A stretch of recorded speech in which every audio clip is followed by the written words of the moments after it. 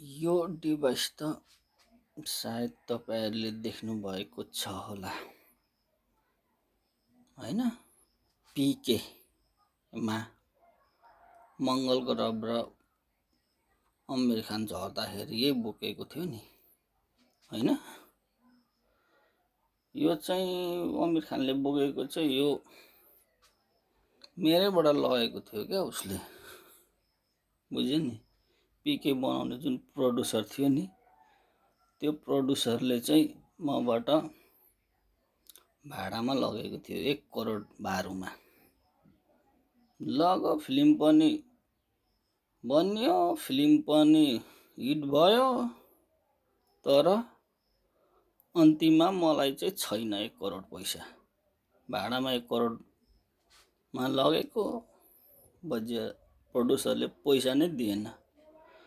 पैसा मागेको त के भन्छ भन्दाखेरि त अमिर खानले लिएर गयो माथितिर, अर्को ग्रहतिर पो भन्छ हैन। अनि त्यसैले गर्दाखेरि चाहिँ यो यताउता झ्यान्द्र झुन्त्रुङ के गर्दाखेरि सबै थोत्रे बनाएर पठाएछ बजियाले। यस्तो थोत्रे बनाएछ कि कामै नलाग्ने गरेको। अब यसलाई चाहिँ म रिपेयरिङ गर्न गइरहेको छु है। यसलाई चाहिँ कसरी रिपेयरिङ गर्ने हैन। यसलाई चाहिँ भनिन्छ ट्याप रेकर्डर। के अरे ट्याप रेकर्डर हैन। पहिला पहिला चाहिँ गीतहरु सुन्नु पर्दाखेरि चाहिँ यसबाट सुन्नु पर्थ्यो। यसको बारेमा केही जानकारी दिन गइरहेको छु।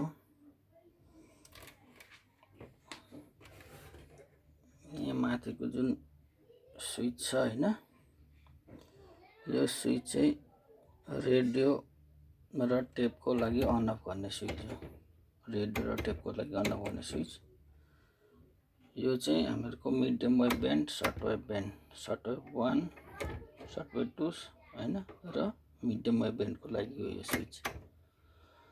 यो चाहिँ भनेको हामीहरुको टोन कन्ट्रोलको लागि, यो भोल्युम कन्ट्रोलको लागि, र यो भनेको डायल गर्नको लागि। यो भनेको चाहिँ फाइन ट्युनिङको लागि, यहाँको फाइन ट्युनिङको लागि हो यो। यो चाहिँ हाम्रो स्पिकर। यो चाहिँ ट्युटर। यो चाहिँ हाम्रो क्यासेट हाल्ने ठाउँ। यहाँबाट चाहिँ क्यासेट हाल्ने हो। यो चाहिँ क्यासेट हाल्ने। यहाँ चाहिँ हाम्रो के छ त, पहिला चाहिँ के थिएन भन्दाखेरि डिस्प्लेहरु थिएन नि त, 7 सेगमेन्ट लिडहरु थिएन। यहाँ नम्बरहरु चाहिँ कुदेर के हुन्छ त, कुन गीत बज्यो के बज्यो भन्दाखेरि यहाँबाट चाहिँ थाहा हुन्छ। यहाँ चाहिँ त्यो हाम्रो घरको पहिलाको एनालग के अरे मिटर हुन्थ्यो नि, त्यहाँ हुन्थ्यो नि नम्बरहरु घुम्ने, त्यस्तै हुन्छ यहाँ चाहिँ। त्यसलाई पजहरु गर्ने, यहाँ मिलाउने। र यसमा पछाडिपट्टि चाहिँ यसको ब्याट्री लगाउने हो यो हैन। अनि यहाँ चाहिँ हाम्रो लाइनको जोड्ने हो। अब यो चाहिँ कति भोल्टको भन्दाखेरि 9 भोल्ट 1.5 एम्पियरबाट चल्ने हो। यो चाहिँ टेप रेकर्डर हो। यो रातो थिच्दाखेरि चाहिँ रेकर्ड हुन्छ। यो रातो थिच्दा चाहिँ रेकर्ड हुन्छ। सरी, क्यासेट हाल्ने ब्ल्याङ्क, अनि यहाँनिर रातो थिच्दाखेरि रेकर्ड हुन्छ। यो चाहिँ एरियल एन्टिना हैन, सिग्नलहरु क्याच गर्नको लागि। यस्तो तरिकाको टेप रेकर्डर। यो चाहिँ कुन कम्पनीको हो भन्दाखेरि जापानिज कम्पनी, नेशनल पानासोनिक कम्पनीको हो हैन।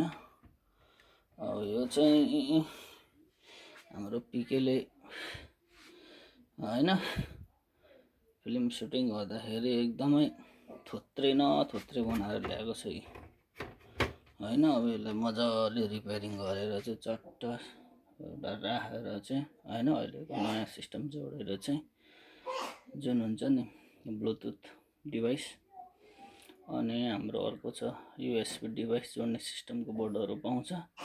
त्यो बोर्डहरू चट्ट यहाँमा कतापट्टि साइडमा मिल्छ, टक्क फिट गरेर चाहिँ यहाँ स्पिकरहरू पनि च्याचुत बनाएको रहेछ होइन। यो स्पिकर भनेको चाहिँ 8 ओम्स लगभग कति वाटको पो थियो, कति वाटको लाग्छ होइन।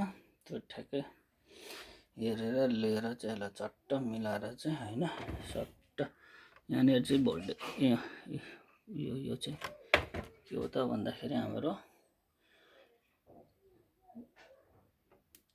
लेभल इन्डिकेटर, लेभलको लागि पहिलेको जस्तो डिस्प्लेहरू 7 सेगमेन्टको जस्तो डिस्प्लेहरू छैन नि त।